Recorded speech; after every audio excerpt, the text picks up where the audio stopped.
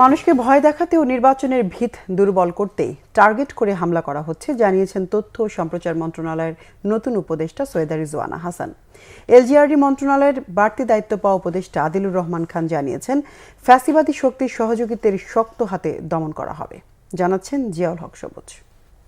জাতীয় নির্বাচনের তফসিল ঘোষণার পরদিনই দুর্বৃত্তের গুলিতে আহত হন ঢাকা ৮ আসনের সম্ভাব্য স্বতন্ত্র প্রার্থী শরীফ ওসমান হাদী। এই হামলার পেছনে নির্বাচনে ভীতিকর পরিস্থিতি তৈরির অপচেষ্টায় দায়ী বলে মনে করেন নতুন তথ্য ও সম্প্রচার উপদেষ্টা। মানুষকে ভয় দেখাতেই তো এটা করা হচ্ছে।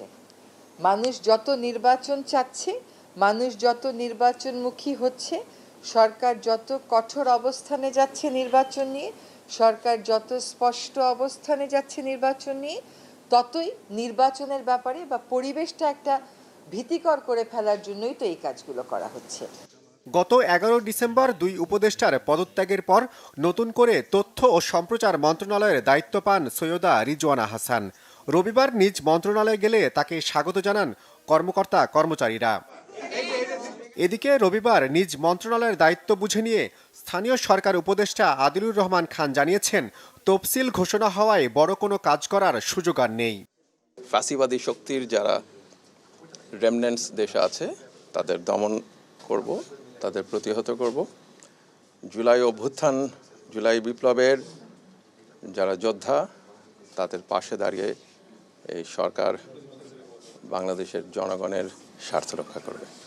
একই দিন যুব ও ক্রীড়া মন্ত্রণালয়ের দায়িত্ব শুরুর প্রথম দিনে কর্মকর্তা কর্মচারীদের সঙ্গে বৈঠক করেন আসিফ নজরুল। আগের উপদেষ্টার বিরল কাজগুলোকে এগিয়ে নেয়ার প্রতিশ্রুতি দেন তিনি। আসিফের কাজের যে ধারাবাহিকতা সেটা তো আমি বজায় রাখবই, প্লাস নতুন কি করা যায় সেটা দেখব। 2 মাস খুব অল্প সময়, তবু আমি ঠিক করেছি দুইটা আমার লক্ষ্য থাকবে। একটা হচ্ছে যদি কোনো রকম দুর্নীতি বা অনিয়ম বিরোধী কোনো পদক্ষেপ নেওয়ার স্কোপ থাকে তাহলে সেটা নিব। ঢাকার বাইরে খেলাধুলার মান উন্নয়নে গতি বাড়াতে অগ্রাধিকার দেওয়ার কথাও জানান ডক্টর আসিফ নজরুল। জিয়াউল হক সবুজ, বাংলা ভিশন, ঢাকা।